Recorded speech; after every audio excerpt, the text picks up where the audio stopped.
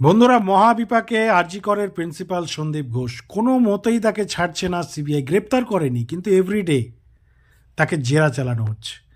আপনারা জানেন গতকাল পলিগ্রাফ টেস্টের যে অনুমোদন করা, যে পারমিশন নেওয়ার একটা চেষ্টা করেছিল সিবিআই, সেই পারমিশনও আদালতের পক্ষ থেকে তারা পেয়ে গেছে। এবার সরাসরি পলিগ্রাফ টেস্ট হবে এবং সমস্ত প্রশ্নের উত্তর এই সন্দীপ ঘোষ, যিনি আরজি করের প্রিন্সিপাল, যাকে রাজ্য পুলিশ একবারের জন্য জিজ্ঞেস করেনি যে ঘটনা দিন তিনি কোথায় ছিলেন, কি হয়েছিল না হয়েছিল, কারা অভিযুক্ত থাকে, মানে সমস্ত বিষয় নিয়ে, যেখানে রাজ্যের ইনভেস্টিগেশনে এই সন্দীপ ঘোষকে দেখা যায়নি। সিবিআই এই ঘটনার চার্জ নেওয়ার পর থেকেই টানা কন্টিনিউ সারাদিন এভরিডে এই সঞ্জয় ঘোষকে জিজ্ঞাসাবাদ করা হচ্ছে। বন্ধুরা, আপনাদের জানিয়ে রাখি, আজ শনিবার, আজ সকাল 9:30টার পরে সিজিও কমপ্লেক্সে আবারও হাজিরা দিয়েছেন এই আরজি করের প্রিন্সিপাল, এক্স প্রিন্সিপাল বলতে পারেন, সন্দীপ ঘোষ। তার কিছু পরেই সিবিআই কর্তারাও দপ্তরে ঢোকেন এবং আরজি করের ঘটনায় সন্দীপকে গত 9 দিন ধরে জিজ্ঞাসাবাদ চালাচ্ছে কেন্দ্রীয় তদন্তকারী আধিকারিকরা। আপনাদের জানিয়ে রাখি, শনিবারও সিজিও কমপ্লেক্সে সিবিআই দপ্তরে হাজিরা দিলেন আরজি কর হাসপাতালের প্রাক্তন অধ্যক্ষ সন্দীপ ঘোষ। এই নিয়ে আপনাদের জানিয়ে রাখি বন্ধুরা, টানা 9 দিন হাজিরা দিলেন তিনি। কেন্দ্রীয় সংস্থার গোয়েন্দারা আরজিকর কাণ্ডে জিজ্ঞাসাবাদ করছেন তাকে। গত শুক্রবার থেকে প্রতিদিনই সন্দীপ সকালে সিজিওতে যাচ্ছেন, রাতে বাড়ি ফিরছেন। আরজিকর হাসপাতালের আর্থিক অনিয়মের তদন্তভারও সিবিআইয়ের হাতে তুলে দিয়েছেন কলকাতা হাইকোর্ট। শনিবার সকাল 9:30টার পরে সিজিও কমপ্লেক্সে পৌঁছে যান সন্দীপ। সাংবাদিকরা তাকে ঘিরে ধরে, কিন্তু মুখ খোলেননি কিচ্ছু। আর তার কিছুক্ষণ পরেই সিবিআই কর্তারাও দপ্তরে ঢোকেন। কিন্তু সবচেয়ে বড় প্রশ্ন এই মুহূর্তের আপনাদের জানাচ্ছি, কেন পরপর 9 দিন এই সন্দীপকে জিজ্ঞাসাবাদ করা হচ্ছে, তার পেছনে কি কি তথ্য পাওয়া গিয়েছে, তাকে জিজ্ঞেস করে কি কি আপডেট উঠে এসছে, তিনি আদৌ মুখ খুলেছেন কি না, আর কি তথ্যের জন্য অপেক্ষা করছেন গোয়েন্দারা, এখনও সেটা স্পষ্ট নয়। সন্দীপ প্রতিদিনই সিজিও কমপ্লেক্সে যাচ্ছেন ভাড়া করা গাড়িতে। নিজের গাড়ি তিনি ব্যবহার করছেন তিনি। আপনাদের জানিয়ে রাখি, তার নিজের গাড়িতে গত বুধবার রাতে সিবিআই তার গাড়িতে তল্লাশি চালিয়েছিল। সন্ধ্যায় ডেকে পাঠানো হয়েছিল সন্দীপের গাড়ির চালককে। গাড়ি নিয়েই তাকে আসতে বলা হয়েছিল। সন্দীপ স্বাস্থ্য দপ্তরে গাড়ি ব্যবহার করেন, আর সেই গাড়িতে তল্লাশি চালানো হয়। সন্দীপের চালককেও জিজ্ঞাসাবাদ করেছিল সিবিআই। বন্ধুরা, আরজি করের ঘটনার পর নিরাপত্তা চেয়ে আদালতের দ্বারস্থ হয়েছিল সন্দীপ। অভিযোগ ছিল যে তার নামে নানা ভুল তথ্য সমাজ মাধ্যমে ছড়াচ্ছে, তার বিরুদ্ধে জনরোষ তৈরি হয়েছে, তার পরিবার নিরাপত্তাহীনতায় ভুগছে বলে আদালতে জানিয়েছিলেন সন্দীপের আইনজীবী।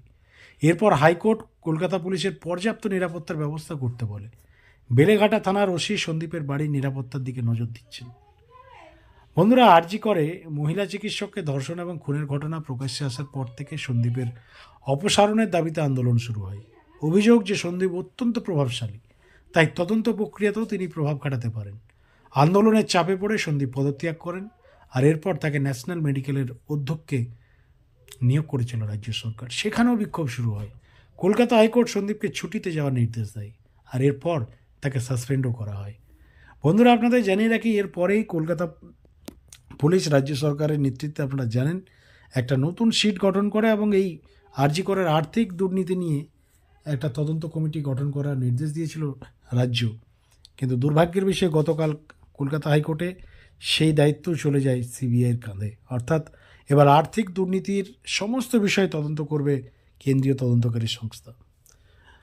বন্ধুরা, এই মুহূর্তে যে জায়গায় এই পুরো মামলা দাঁড়িয়ে আছে, উপর ভিত্তি করে পলিগ্রাফ টেস্ট হওয়ার পর মোটামুটি একটা এক্স্যাক্টলি একটা ধারণা পাবেন সিবিআইয়ের গোয়েন্দারা বা সিবিআইয়ের আধিকারিকরা, যে আদৌ সন্দীপ ঘোষ, সঞ্জয় রায় বা আরও যে সকল ডাক্তাররা সেদিন সেই মহিলার সঙ্গে খাওয়া দাওয়া করেছিলেন থেকে, আরও যারা যারা এই কেসের মোটামুটি ক্লোজ সিবিআই মনে করছে, যাদেরকে জিজ্ঞাসাবাদ করা হয়েছে, তাদের মধ্যে আদৌ তারা সত্যি কথা বলছে না মিথ্যে কথা বলছে, এই বিষয়টা যতক্ষণ না পলিগ্রাফ টেস্ট হচ্ছে ততক্ষণ পর্যন্ত ধরা পড়াটা একটু ডিফিকাল্টের মতো রয়েছে।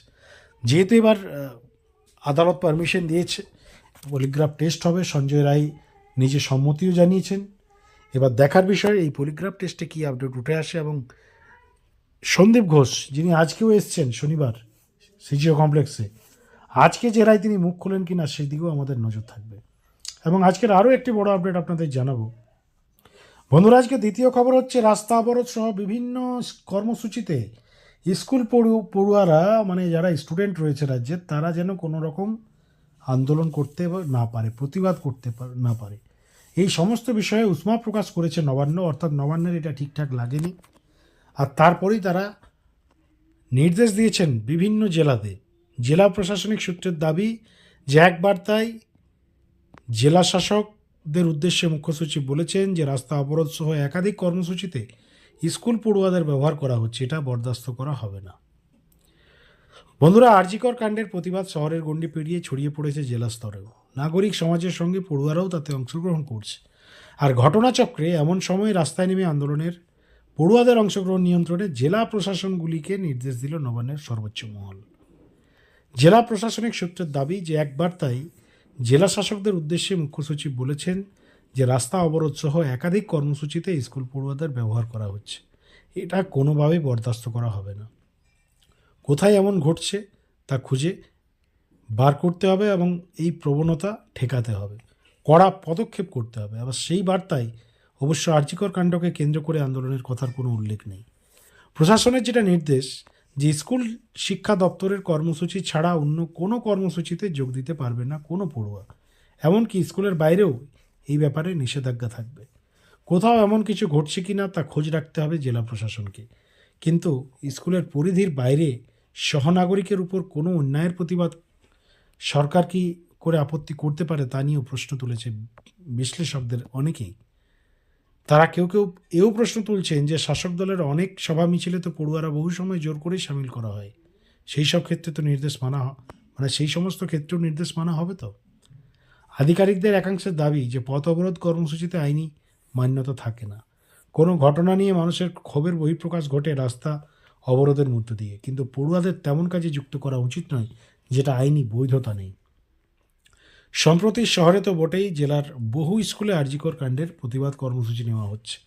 তাতে প্রধানত যুক্ত হচ্ছেন স্কুলের প্রাক্তন এবং বর্তমান ছাত্রছাত্রীরা এবং শিক্ষক শিক্ষিকাদের একাংশ। সংশ্লিষ্ট স্কুল কর্তৃপক্ষের একাংশের দাবি তেমন কর্মসূচি বন্ধ করতে জেলা প্রশাসনের তরফে নিয়মিত মৌখিক বার্তা থাকছে। সেই কারণে স্কুলের সময়ের পরে স্কুলের ব্যানার ছাড়া আরজিকর কাণ্ডের নিন্দা এবং শাস্তির দাবি তোলা হচ্ছে। আর এদিকে শুক্রবার শিক্ষা দপ্তর জানায় যে কোনো শিক্ষক পড়ুয়া উপরে মানসিক এবং শারীরিক নির্যাতন করলে সংশ্লিষ্ট শিক্ষকের বিরুদ্ধে আইনানুগ ব্যবস্থা নেওয়া হবে। অর্থাৎ বকলমে আপনারা পরিষ্কার বুঝতে পারছেন, আন্দোলন যাতে দানা বাঁধতে না পারে, জেলা স্তরে যাতে বেশি করে ছড়িয়ে পড়তে না পারে, তার কারণ এই শিক্ষার্থী, এই বাচ্চাদেরকেই বিভিন্ন সময় জনসভায় আপনারা দেখে থাকেন, সরকারি যে কোনো প্রোগ্রামে এদেরকে নিয়ে যাওয়া হয়। সেগুলোও বন্ধ করা দরকার। যখন আপনারা এদিকে প্রোটেস্টে বাধা দিচ্ছেন, সমস্ত অ্যাক্টিভিটিসে স্টুডেন্টরা যাবে না, বলছে বিশ্লেষক মহলের একাংশ। বন্ধুরা, এবার দেখার বিষয় শেষমেশ রাজ্য সরকার কি করে, সেদিকে আমাদের নজর থাকবে। তবে আপনাদের প্রতিক্রিয়া কি অবশ্যই আপনারা আমাদের কমেন্ট সেকশনে লিখে জানাবেন।